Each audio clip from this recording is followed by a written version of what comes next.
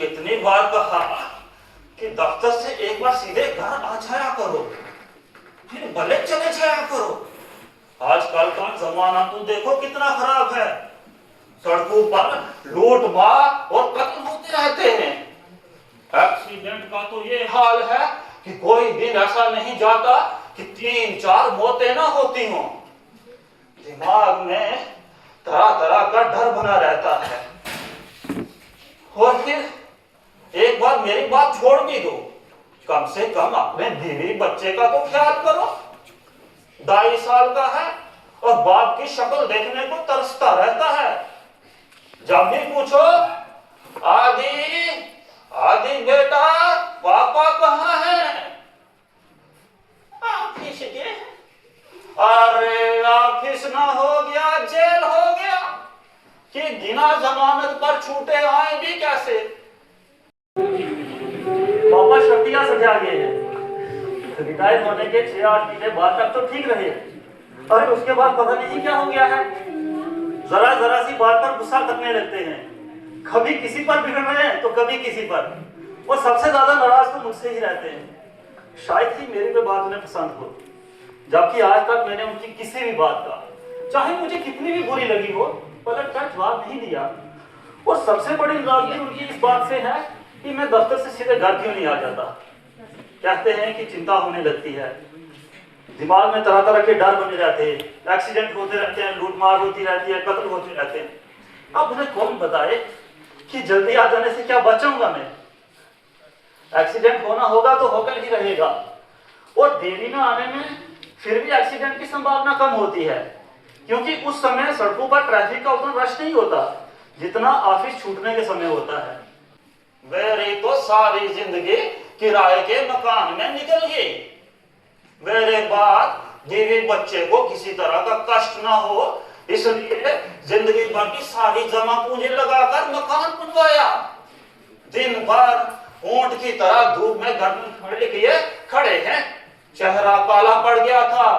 मोरंग, ENT, लोहा, लकड़ी, कभी कुछ तो कभी कुछ, चले जा रहे हैं भागे। क्या भूख और क्या प्यास, शरीर आधा रह गया था। लेकिन क्या मजाल कि साहब बहादुर कहीं चले जाएं, करीज ना बिगड़ जाएगी पतलून की। 1-2 बार मैंने कहा भी तो पढ़ाई का बहाना कर दिया। बस एक ही जिद है कि वक्त पर घर लौटो। अब अगर मैं कुछ पलट कर कह दूं तो बिगड़ने लगेंगे, नाराज हो जाएंगे। खुद घंटों घंटों रात के 12-12 बजे तक शर्मा अंकल के घर बैठे शतरंज खेला करते थे। तो बात भूल गए। माँ तो बताती है कि एक जमाने में रात रात भर गायब रहते थे। कोई बाटिया साहब थे, उनके घर में पपलू की फ्लैश खेला करते थे। कितनी बार तो पीकर लौटते थे, बिस्तर पर उल्टी कर देते थे। लेकिन अपना वक्त किसको याद रहता है। और माँ तो यहां तक बताती है कि एक बार बरेली ट्रांसफर पर गए थे। वहां बगल में ना कोई कपूर साहब थे, उनके पत्नी बाफिदा थे।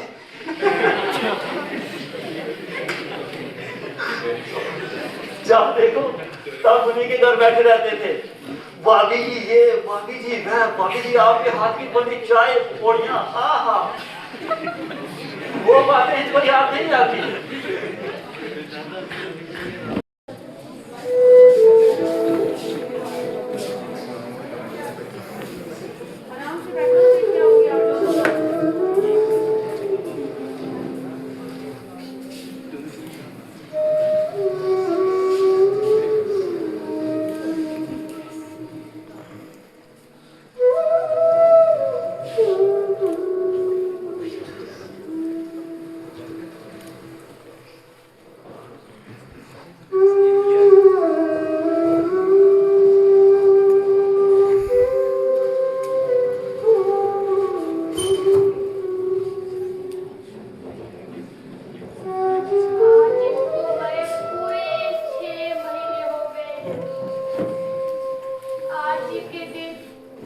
लगभग इसी समय इन्होंने प्राण त्यागे होंगे।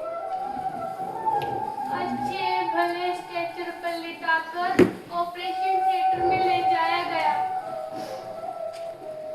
और लाश बाहर निकाली।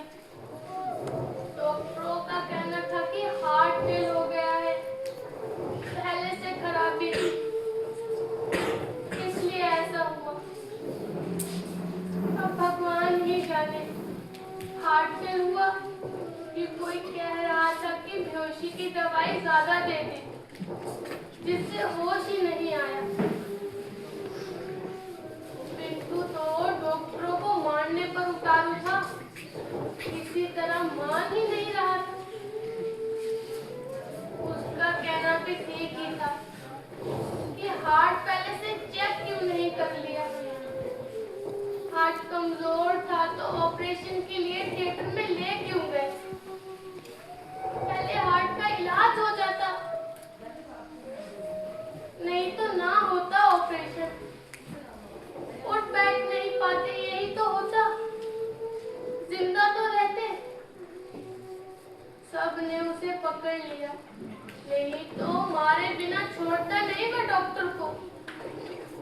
फंड से भी कहां से पैसे निकाल कर फीस भरी बेचारे। पूरे 10,000 रुपए गिनवा कर रख लिए। तब ऑपरेशन थिएटर में ले जाया गया उन्हें।